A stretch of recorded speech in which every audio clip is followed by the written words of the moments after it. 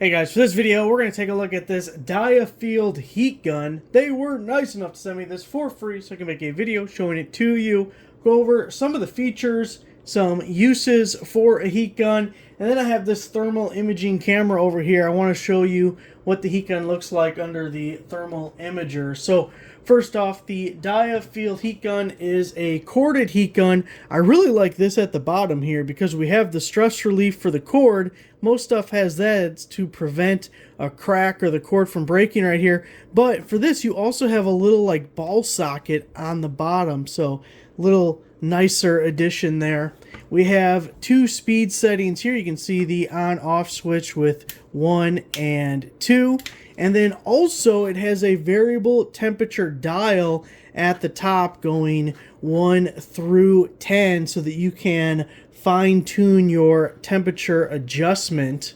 Now, in addition to the heat gun itself, we also get a variety of nozzles. Here we can more pinpoint our heat. It steps it down. We have the little deflector guy. I really like using something like this when using heat shrink or solder seal, which we're going to do in a second on a wire. And then we have the long flat one, which is really good for like removing paint or something of that nature. Really handy tool to have around. Heat gun probably isn't something everyone owns, but everyone should own because it'll make your life easier from removing paint, electrical stuff like we were talking about.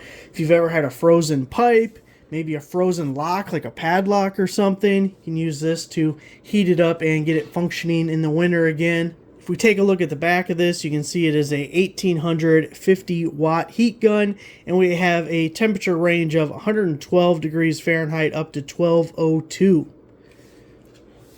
Another nice thing about this design is it has a flat back on it, so we are able to use it hands-free. We can turn this guy on, and like when we do the solder seal, we'll be able to hold it right up above here and go to town with it. So let's test it out. For our first little bit of fun, we're going to do one of my favorite uses for a heat gun, and that is using it with solder seal. The little wire connector has a solder ring in the middle, and then it is waterproof. So to use one of these guys, we just slap it on the wire here. Some people will tell you to twist these up, but we'll be fine just like this. Now you want the two wires to cross over where that ring of solder is, and we'll be just like so. Now we're going to turn on the heat gun until we get that all melted, and you can see I have the thermal imager over here, so you'll be able to see the temperature difference as we go. So I got the temperature setting on the wheel turned all the way up.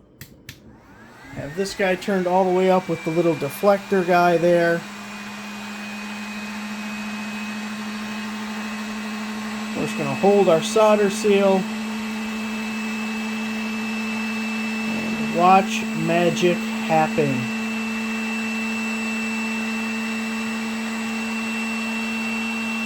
You can see on the thermal imager it shows you a range of the temperatures. So we're up to over 650 degrees in some points on here.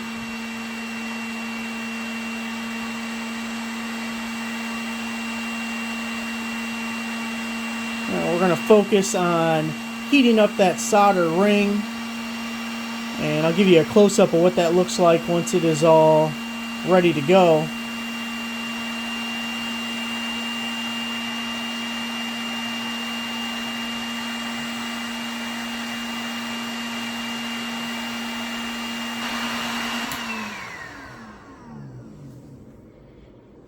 And we can see we're up to over 600 degrees on the thermal imager there.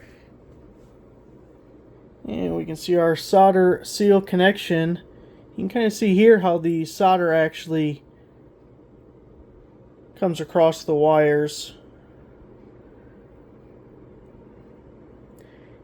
And gives us a nice solid connection. Cannot pull it apart.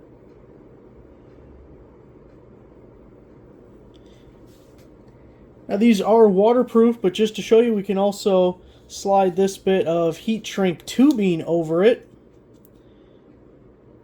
And now, let's heat that up with the heat gun here.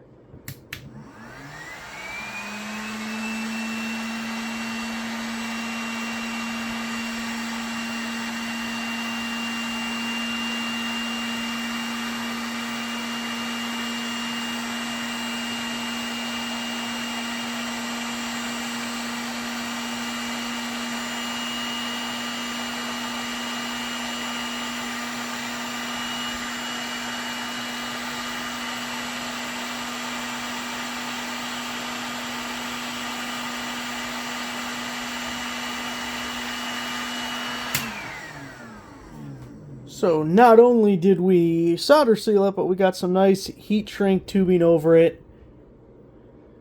And that there wire connection will last forever. Another one of my favorite uses for a heat gun like this is with heat shrink plastic. Anytime I'm going to put something away into some kind of storage for a while, keep dust, debris, just keep it nice and safe, I like to put it around some heat shrink plastic. Now I just have a cell phone mount in here to give you an idea. Also using the step down nozzle. You can see how fast. Obviously this was way too big of a piece of plastic for that little thing, but the principle stands true. So we can just shrink this down to nothing.